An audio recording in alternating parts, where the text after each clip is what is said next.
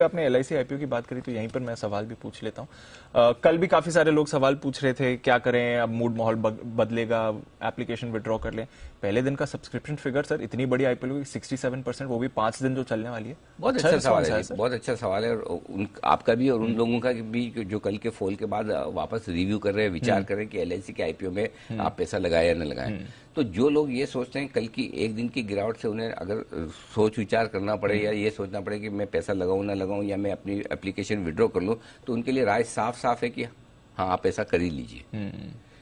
क्योंकि ये तो चलिए ठीक है, LIC के IPO के पहले दिन ब्याज दरें बढ़ी। अगर आपने 9 मई को एप्लीकेशन कर दी और 10 या 11 मई को बढ़ती तो क्या करते? बिल्कुल। तो अगर आपका व्यू 1 या 2 दिन का है, अगर आप इतने शॉर्ट टर्म सोच रहे हैं तो फ्री IPO आपके लिए है ही नहीं। एग्जैक्टली। आप हर रोज का मुंह कभी पकड़ ही नहीं पाएंगे। ये तो ठीक है आपकी आंखों के सामने हो रहा है, बाद में हो जाता तो क्या करते? अलॉटमेंट होने के बाद आ जाता तो क्या करते? तो ये रिस्क आप हमेशा मार्केट में लेकर चलते हैं। देखिए, एक दिन के फॉल इससे कोई बाजार खराब नहीं होता, ना IPO पर व्यू बदलता है, एक दिन की तेजी से भी नहीं बदलता। सो मेरा पॉइंट सिंपल है, अगर आपका मध्यम से लंबी अवधि का व्यू है, आप इस स्टॉक को पोर्टफोलियो में रखने के लिहाज से सोच रहे हैं, तो कहीं कोई राय में बदलाव नहीं, क्योंकि राय जो बनती है वो फंडामेंटल्स के बेसिस पर बनती है, राय जो बनती है वैल्यूएशंस के बेसिस पर बनती है और कंपनी की क्वालिटी के बेसिस पर बनती है, और उसमें एक दिन में बदलाव नहीं आता। LIC दशकों पुरानी संस्था है, इतने समय से बनी है। सो अगर एक दिन अगर मार्केट हमारा 300-400 पॉइंट गिर जाए और उस वजह से हम सोचे कि LIC का IPO में पैसा लगाए ना लगाए, अगर इस तरह की सोच जिन निवेशकों की जिन्हें इतना डर लगता है, तो जाहिर सी बात है उनके लिए ये ही नहीं कोई भी IPO नहीं है। एग्जैक्टली। क्योंकि आप इतनी परफेक्ट टाइमिंग से करना चाहेंगे तो ये बाजार कभी आपको करने नहीं देगा। मैं बार बार इसीलिए आजकल ये कहता हूं दीप कि जितना आप लॉन्ग टर्म सोचोगे उतने शॉर्ट टर्म में पैसे बनने के चांस है। जितना शॉर्ट टर्म में पैसा बनाने की कोशिश करेंगे उतना लॉस होने के चांस बढ़ जाते हैं। Correct sir. तो इसलिए LIC के IPO पर मेरी राय वही है जो 2 दिन पहले थी। आज और सोमवार की राय में कुछ बदलाव नहीं।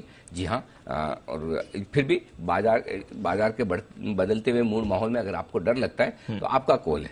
अल्टीमेटली निवेश आपका है, पैसा आपका है, मुनाफा होगा वो भी आपको होगा, और भगवान न करे नुकसान हुआ तो वो भी आपका है। हाँ, इसलिए आप अपने क्या होता है कि ये एक स्टैंडर्ड राय है। हर आदमी की माइंडसेट अलग होती है, हर आदमी की रिस्क लेने की ताकत अलग होती है। फॉर एग्जांपल कल काफी लोगों ने हमें कहा, मुझे ट्वीट किया कि मेरी तो सारी कमाई खत्म हो गई, कल मार्केट जिस तरह से गिरा, आपने खरीदारी की राय दी थी। मैंने कहा बिल्कुल दी थी, सही बात है दी थी, लेकिन अगर एक दिन के फॉल में आपकी सारी कमाई खत्म हो जाए तो इसका मतलब कहीं न कहीं ट्रेडिंग पैटर्न में भी गड़बड़ है। ठीक है, अगर मैं 17,100 पर निफ्टी रिकमेंड करता हूँ 17,075 पर लेने का, और 16,900 का स्ट्रिक्ट स्टॉप लॉस बोलता हूँ, यानी 200 पॉइंट की रिस्क।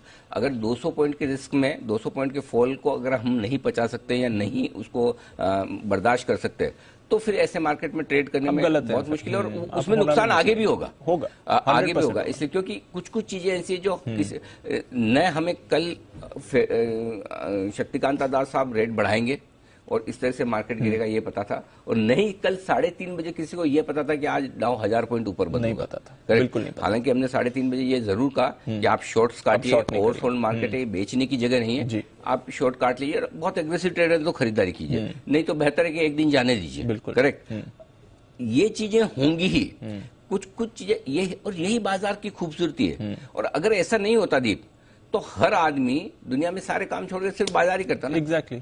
क्या दिक्कत है कि मतलब कौन है जो दिन रात की नौकरी करे, बॉस लोगों की सुने, भर के काम करे, फिर साल के अंत में इंतजार करें कि अप्रैल कितना होगा, बोनस कितना आएगा, कौन इतनी इंडस्ट्री लगाए, मगजमारी करे, 50 एजेंसियों से निपटे, है ना। आराम से सुबह उठे 9 बजे, 3:30 बजे खत्म, कंप्यूटर बंद, एंजॉय करो लाइफ। हर आदमी यही काम कर लेता ना फिर।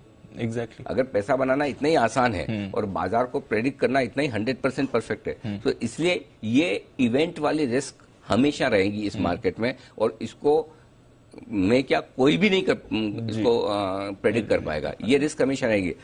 इवेंट हमेशा डेटा पर भारी पड़ती है, बिल्कुल। लेकिन अगर महीने में 30 दिन है तो 30 दिन में से 25 दिन बाजार डेटा पर ट्रेड करता है। बिल्कुल। कोई 1 या 2 दिन, 3 दिन, 5 दिन ऐसे आते हैं जब अचानक से कोई खबर आती है तो वो आपको डेटा को गलत करके, मार्केट कल भी ओवरसोल्ड थे, कल नहीं परसों भी ओवरसोल्ड के नजदीक हो गए थे, और दिन में 2 बजे तो ओवरसोल्ड थे ही, राइट। एब्सोल्युटली। तो ओवरसोल्ड डेटा होने का मतलब जरूरी नहीं कि कुछ समय और खराब ना हो सके। FIs की इंडेक्स लोन पोजीशन 34% आ गई थी, ओवरसोल्ड है। आज 25% है। एग्जैक्टली मार्च 2020 के लोग के आसपास आ गए, 17-18% है। ऑलमोस्ट तो ऐसा तो क्या खराब है, लेकिन फिर भी ओवरसोल्ड में और डीप ओवरसोल्ड हो सकते हैं। इसलिए कहने का मतलब ये है कि जब भी हम रोज आज को दोनों स्ट्रेटेजी देते हैं, खरीदने की भी बेचने की, तो उसके पीछे पर्पज है। पहली चीज, रोज जो स्टॉप लॉस देते हैं वो खाली कॉस्मेटिक नहीं है, दिखावे के लिए नहीं है, वो एक्चुअल लगाने के लिए होता है। अगर आपने कल 16,900 का स्टॉप लॉस लगाया तो फिर कोई ज्यादा शिकन वाली बात नहीं। इनफैक्ट बहुत सारे लोग जिनके स्टॉप लॉस ट्रिगर हो खुश भी हो रहे होंगे कि चलो हम बच गए। सो अपना डिसिप्लिन आपको रखना जरूरी है, और अपने स्टॉप लॉस के ये कल की लर्निंग है। जिसको पैसा लगा वो तो लगा, ठीक है, अब उसमें से जितना आज रिकवर हो जाए अच्छी बात है। लेकिन अगर आपका पैसा भी गया और आपने उस पूरे कल के सेशन से अनुभव भी नहीं लिया, सीख नहीं ली, आगे हम क्या करें कैसे करें, तो ज्यादा बड़ा नुकसान है। पैसे का नुकसान तो शायद आप बाजार में फिर कवर कर लेंगे, लेकिन अगर ये अनुभव आपने कल नहीं लिया, ये सीखा नहीं, तो वो बड़ा नुकसान है। बड़ा नुकसान है, बिल्कुल सर। स्टॉप लॉस जरूर लगाएं, और हर बार अनिल जी कहते हैं पोजीशन मैनेज, रिस्क मैनेजमेंट बहुत जरूरी है। इस बाजार में पैसा ना खोएं, ये भी एक बड़ी बात है।